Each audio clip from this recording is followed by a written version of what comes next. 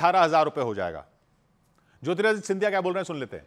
प्रधानमंत्री जी की जो सोच है कि अमृत काल से शताब्दी काल का सफर भारत का निश्चित रूप से एक विकसित भारत का रूप धारण करे, वो इस बजट का मुख्य अंश है।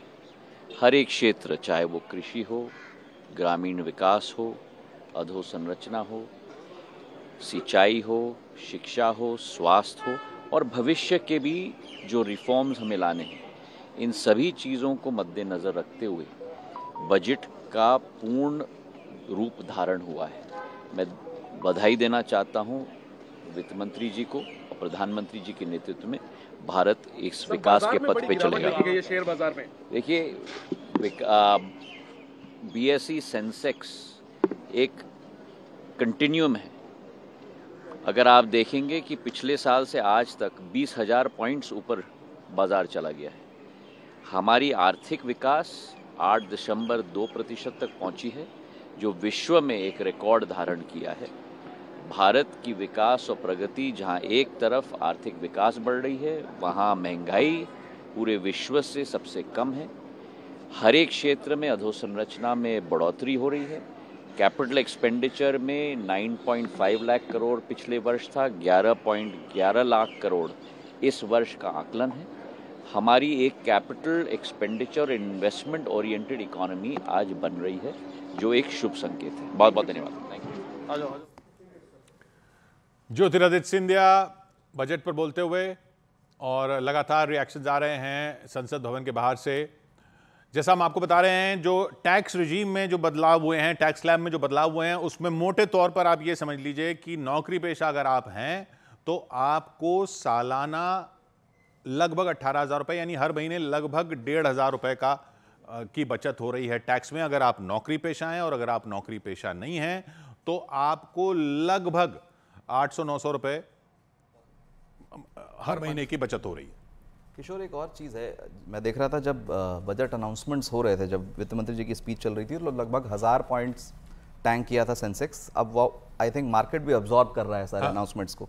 वो लगभग अब 400 पे आके स्टेबल होता हुआ दिख रहा है। बीएसई मिड कैप भी जो लगभग 1.5% गिर गया था, वो 0.7 0.8। तो ओवरऑल जो मुझे मैसेज दिख रहा है मार्केट्स का, कि एक शॉक तो है एलटीसीजी के बढ़ोतरी के रूप में, एसटीटी के बढ़ोतरी के रूप में, लेकिन ओवरऑल जो लॉन्ग टर्म जो इंडिया स्टोरी है, वो ये बजट इंटैक्ट रखता है। इसीलिए मार्केट शायद उसको उसी वे में अब रीड कर रहे हैं।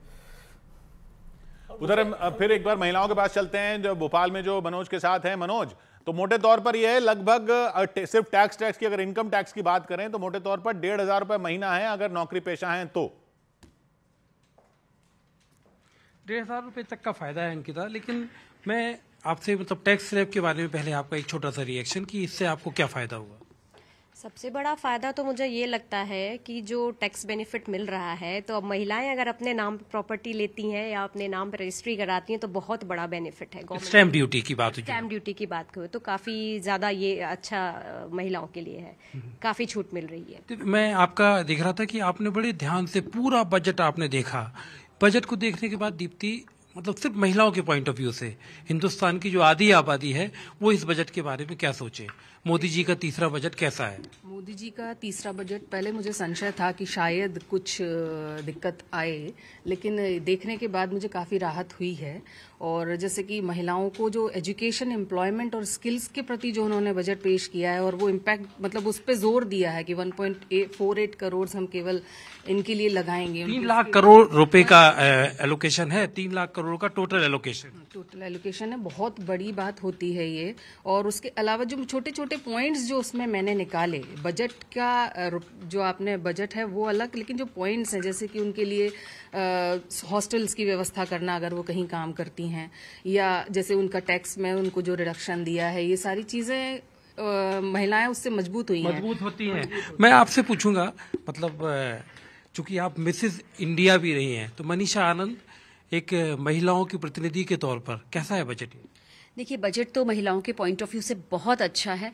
मिसेस इंडिया होने के पहले मैं एक कॉर्पोरेट ट्रेनर और काउंसलर हूं, तो एजुकेशन की अगर मैं बात करूं तो मैं इस बात से बहुत खुश हूं सबसे पहले कि एजुकेशन को लेकर के और स्किल डेवलपमेंट को लेकर के जो बहुत अच्छा एलोकेशन हुआ है वो नीड ऑफ द आवर है। किसी भी कंट्री की इकोनॉमी तभी मजबूत हो सकती है, आगे बढ़ सकती है, जब वहां के लोग एजुकेटेड हों, स्किल डेवलपमेंट हो, उनको रोजगार मिले। स्किल डेवलपमेंट की बात जो की जा रही है, स्किल डेवलपमेंट पे जोर दिया गया, एम्प्लॉयमेंट को लेकर जोर दिया गया, और ये बात भी थी कि एम्प्लॉयमेंट को लेकर जोर दिया जाएगा।